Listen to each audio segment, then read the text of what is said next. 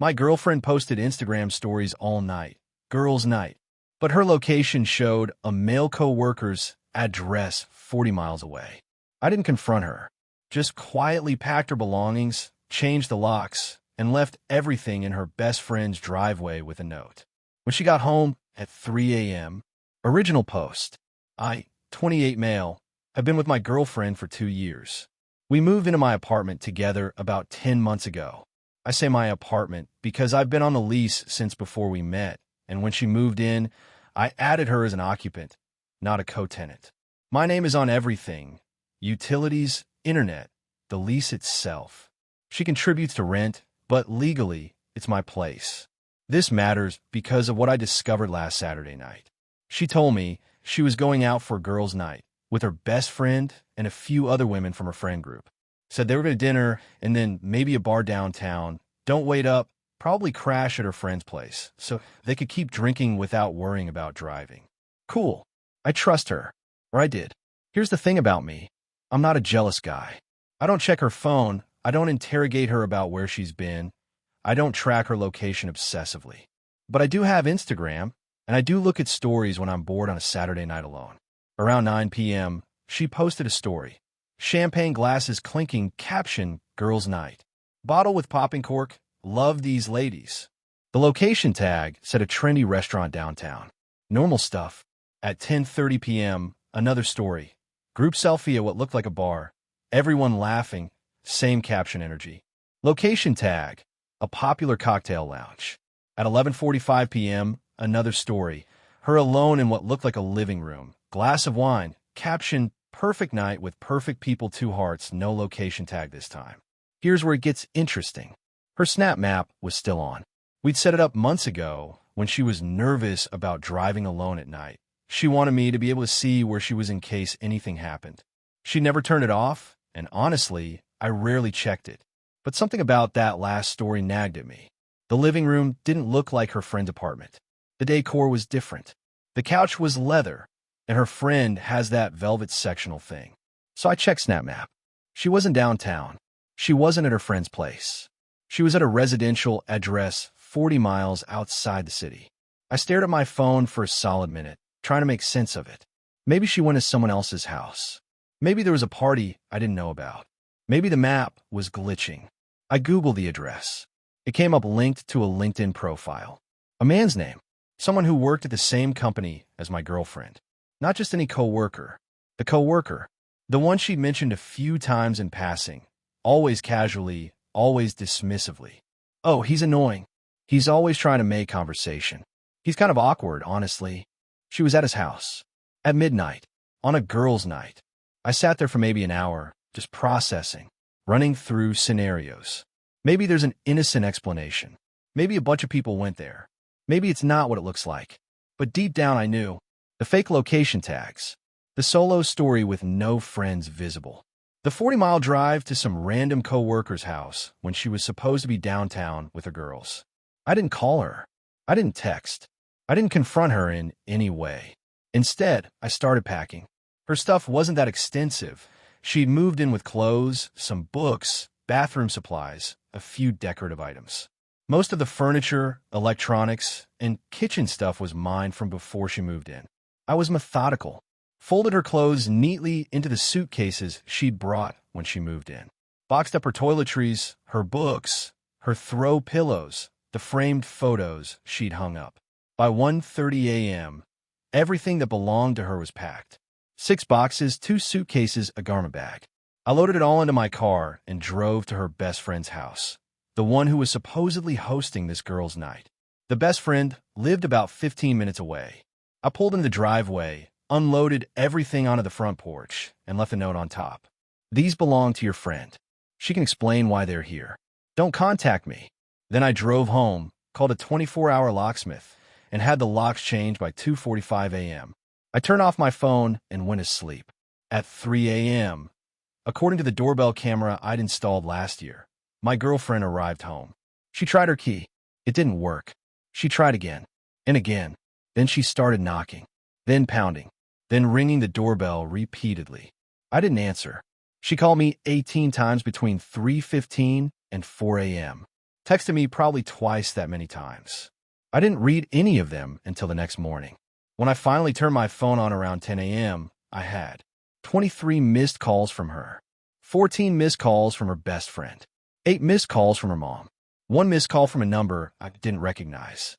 The texts range from, "Why is the lock different?"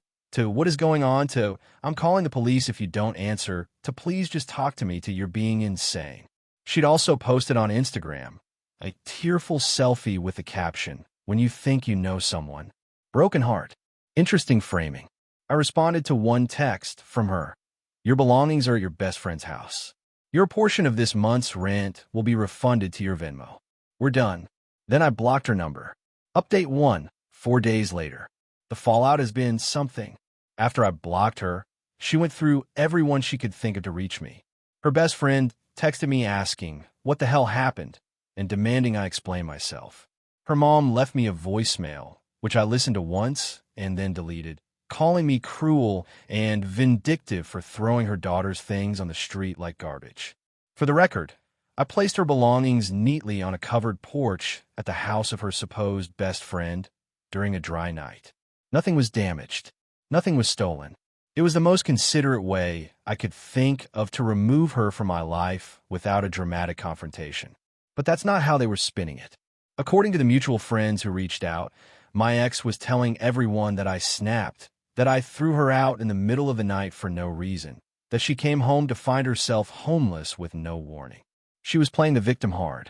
What she wasn't telling people, that she was at another man's house when this happened. I know this because when her best friend kept pressing me for an explanation, I finally responded. Asked her where she actually was Saturday night. "Because it wasn't with you." That message was read immediately. No response for 2 hours. Then, a single text. She said she left early to help a co-worker with something. At his house, 40 miles away, until after midnight, during girls' night, while posting fake location tags. No response after that. But here's where it gets interesting. About 2 days after everything went down, I got a message from an unexpected source, her co-worker's girlfriend. Let me back up. I didn't know he had a girlfriend. From what my ex had said about him, awkward, annoying, always trying too hard, I assumed he was single. But no, he has a girlfriend. They've been together for 3 years. They live together. She found me through Instagram. We had no mutual friends, but apparently she'd done some digging after. Her boyfriend came home, acting weird, on Sunday morning. "Hey, this is awkward, but I need to ask you something. Are you the guy who was dating my ex's name?" I confirmed. "Were you together on Saturday night?" "We were together until Saturday night, yes." She was in my apartment, with my boyfriend. I was out of town visiting my sister. And there it was. She'd pieced it together the same way I had. Social media inconsistencies, a boyfriend who couldn't quite meet her eyes, a gut feeling that something was wrong. She'd gone through his phone while he was showering and found texts. Texts between him and my ex going back months. Flirty messages, plans to meet up, complaints about their respective partners, and, on Saturday night, confirmation that she was on her way over. This wasn't a one-time thing. This was an ongoing affair. The co-worker's girlfriend and I talked for about an hour over DM, comparing timelines, confirming details, processing the reality that we'd both been lied to for God knows how long. She was devastated. I was numb. I'd already done my grieving in that 1-hour Saturday night while I packed boxes. She asked me what I was going to do. "I've already done it," I said. "She doesn't live with me anymore. I'm moving on." "That's it? You're not going to confront her? Make her admit it?" What would that accomplish? I know what happened. You know what happened? Forcing her to admit it wouldn't change anything. I wish I had your calm. I'm literally shaking right now. I'm not calm. I'm just tired. And I refuse to give her the satisfaction of seeing me lose it. She thanked me for talking to her. Said she was going to confront her boyfriend that night. I wished her luck. The next morning, she sent me a screenshot, his stuff in trash bags on the curb. Caption: "Your turn to be homeless. Small victory, but I'll take it." Update 2, 10 days later. It's been almost 2 weeks since everything went down, and the dust is starting to settle. First, the practical stuff. I removed her as an occupant on my lease. My landlord was understanding, said it happens more than people realize, and processed the paperwork quickly. I got her mail forwarding set up, legally required since she received mail there, changed all the passwords on shared accounts, and canceled the streaming services I'd been letting her use. The financial side was clean. I Venmo'd her the prorated portion of rent she'd paid for the month, about $485, with a note, final payment. Do not contact me. She accepted the money, but didn't respond. I consider that a win. Her best friend reached out one more time, about a week after everything. Can we talk? I feel like there are two sides to this story, and I want to understand. I agreed to meet for coffee. I like her best friend. Actually, we'd hung out as a group many times, and she'd always seemed like a reasonable person. We met at a cafe near my place. She looked uncomfortable from the moment she sat down. I don't know what to believe, she started. She says you went crazy, threw her out for no reason. Wouldn't even let her explain. Did she tell you where she was Saturday night? She said she left early to help a co-worker. Did she tell you whose co-worker? Or why she was 40 miles away? Or why she was posting fake location tags to make it look like she was still downtown? Her friend went quiet. I don't have proof of anything physical, I continued, but I have the snap map showing her at his house. I have the fake Instagram stories. And I have confirmation from his girlfriend.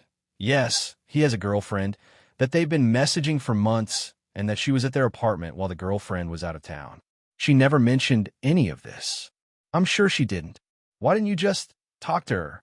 Ask her what was going on? Because I didn't need to. The evidence was clear enough. And honestly, I didn't want to give her the chance to lie to my face and make me doubt what I saw. Her friend sat with that for a moment. I feel stupid. I vouch for her. I told you that you were overreacting when you texted me. I had no idea. You didn't know. She lied to both of us.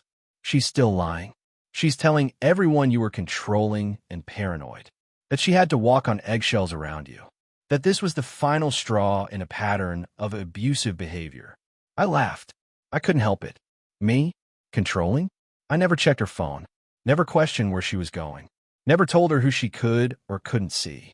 The one time I actually paid attention to her location, because something felt off, I found out she was lying. And somehow I'm the controlling one. I know.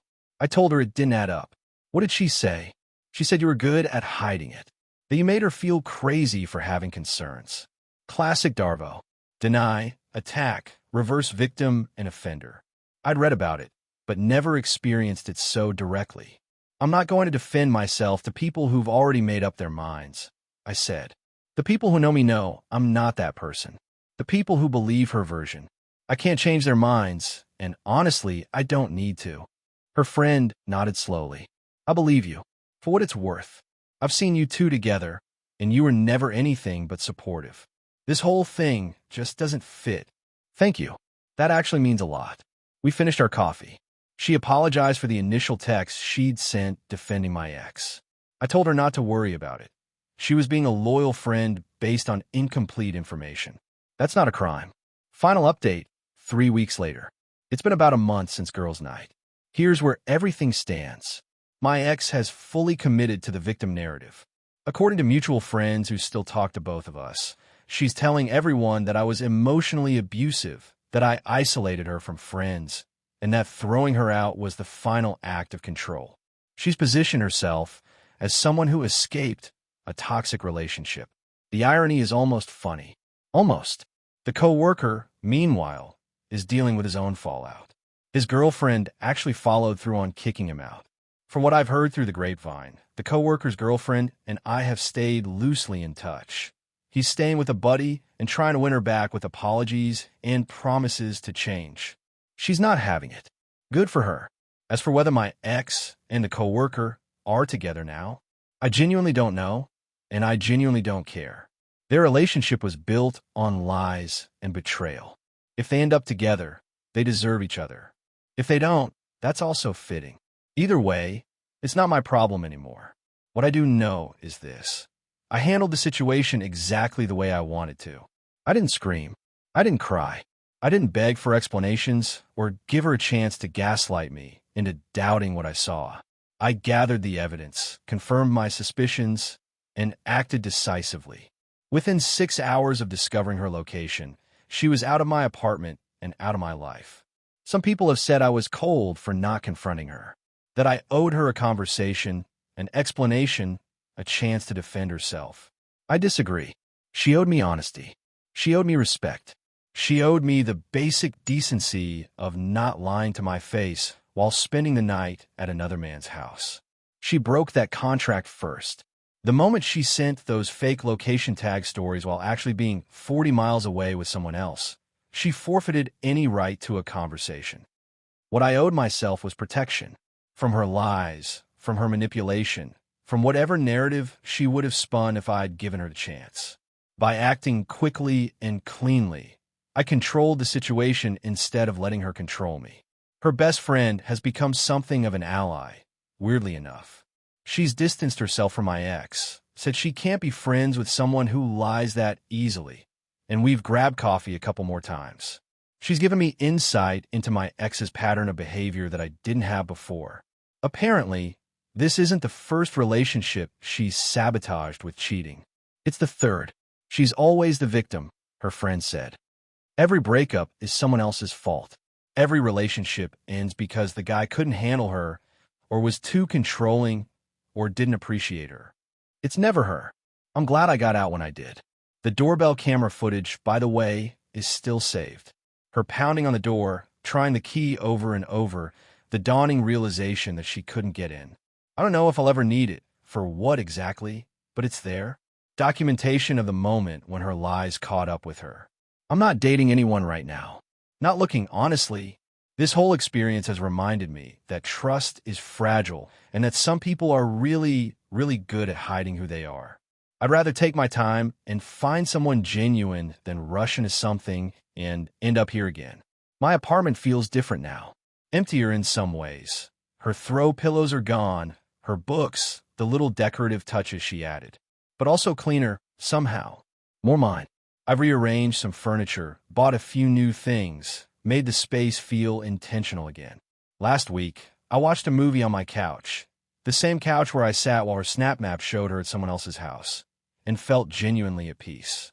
Not happy exactly, just settled, like a storm had passed, and the air was finally clear.